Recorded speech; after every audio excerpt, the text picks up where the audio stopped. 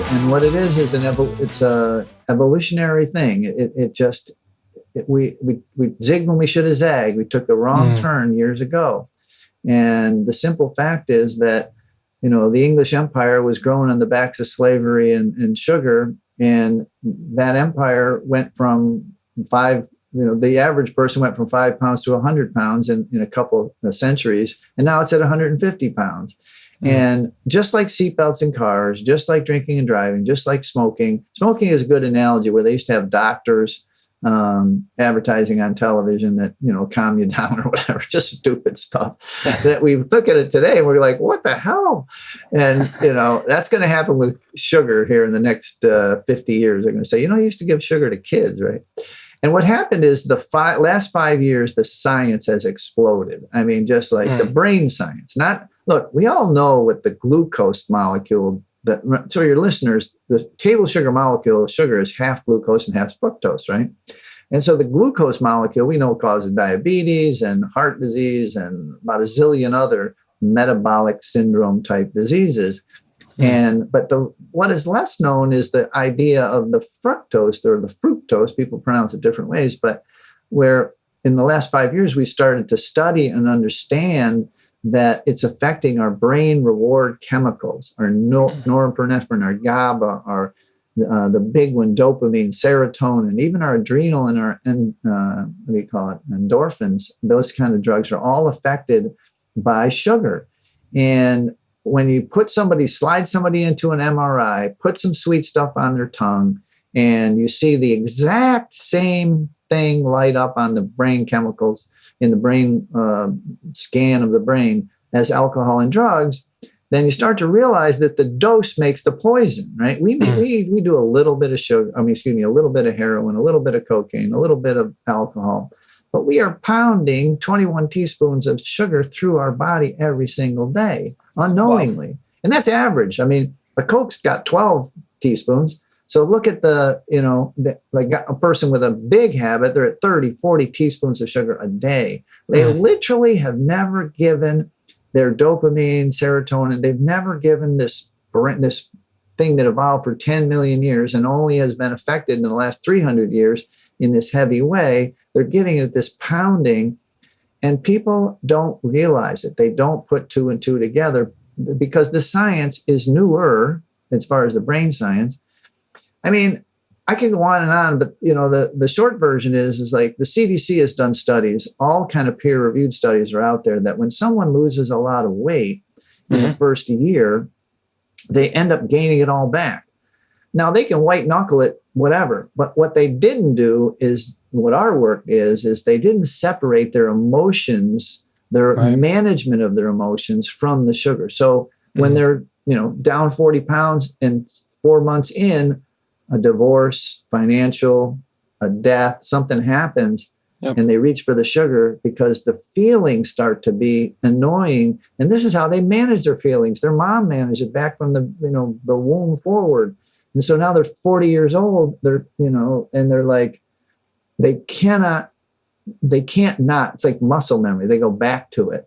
And this is the golden key to the golden lock on how to get past this, is to understand and separate out. This is not your body wanting a sweet treat, a craving for something sweet. It is your body wanting a dopamine hit. And that's the part that is new and not well known. That's why I do so many podcasts, so that I can hopefully get this message out. Yeah.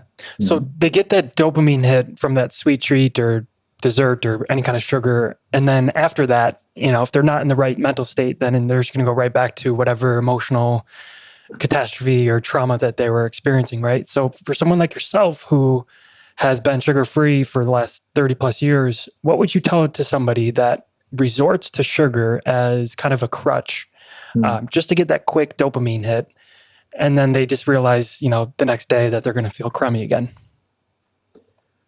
I mean, what would I tell them? I mean, what they have to do, the cure, if you will, the antidote, is like any pattern or habit change, is you have to substitute something new or different. So when you get the cravings, you got to go for a walk. Walking is the best exercise on the planet. And this proof now is that a lot of like slow, steady exercise is much better than like the, high intensity stuff. And it's better for your body too. But yoga, get a hug, watch the sunset, have a meal, call a friend. You've got to literally retrain your body to deal with everyday stressors.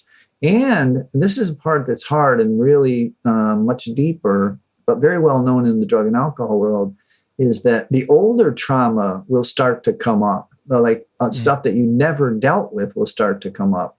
And you've got to journal it out. You've got to do the mental separation of food, the use of this food, and the management of your emotions, right? And I don't even want to call it food. It's drug food, this product, if you will. And so when you're able to consciously, not unconsciously, not doing it, because look, sugar is pretty much ubiquitous and close to free. You can get it anywhere. I mean, for less than $1, you're all set, You can get a little hit to last you to the next hit, and that's how it works. And that's what people use it for. And 85% of the food products on the shelf have sugar in it too. So it's not a conscious thing. It's not like you're saying, oh, I'm feeling terrible, I'm going to eat sugar. That's not how it works. It's just a learned thing. And so what we have to do is we have to separate those unconscious from conscious understanding and get you abstinence for 30, 60, or 90 days. And then you start to really, I mean, it's like the light bulb. It's so crazy. The light bulb goes on. Like at 30 or 60 or 90 days, people are like, I can't believe that I used to do that. I can't believe all of the physical and mental benefits now. My brain fog is cleared up. My skin is cleared up. I'm dropping to a regular sized body. They literally, and I've look, I've stopped. I don't know how to say this, but I started being a little bit rougher with folks. I'm like, your brain is not capable of making a logical decision about this product until you get to the other side. You're just not capable. And people have echoed this when they get to 90 days. They're like, I can't believe I thought this way. I cannot believe that I continuously would get up every morning and say, today I'm going to quit. And then at 4:00, I'm back in the stuff. And this went on for decades. Wow. Decades. The folks, they just kept repeating the same process. And these are lawyers, doctors. I got Olympic athletes. I mean, people that can do anything with their body and their mind. They're successful in their life. But this thing would stop them cold in their tracks. And so I'm just, I'm trying to be nice about it. I'm trying to be informative about it. But I think I've got to get, like the Olympic athlete, she said, Mike, you got to be tougher on me. I'm like, excuse me? I'm the worst thing from tough love. He said, you got to get tougher on me. And so it worked. But anyway. For a lot of the folks that you're working with, do you find that they oftentimes don't even realize that they have a sugar addiction, or are they pretty aware? Most of them aren't even aware. They have no idea. And they don't want to talk about the word addiction. This has been part of my problem. The reason I have 30-day detox challenges, I got to literally sneak people in. I got to sneak them in the back door from this, what's now all the rage online is this sugar detox, 5-day, 10-day, 21-day sugar detox that everybody's doing.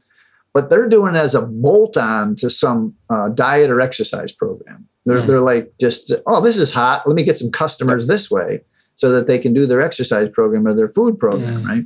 Yep. Or buy their crap, buy their other stuff, their diet pills or what have you. Yep. And it's just not going to help. I mean, it's just going to keep you in the same swirl. I mean, our average person has tried 6.8 different ways to lose weight or whatever. And every diet plan you've ever seen has at its core, at its base, get off the white stuff, right? Get off sugar, blah, blah, blah. I mean, they think they got a billion other things around it, but at its core, those are the basis of any diet. And so people try it and, they're just unconsciously doing what we're describing. They're going back to it because of their emotional management system is hijacked by sugar.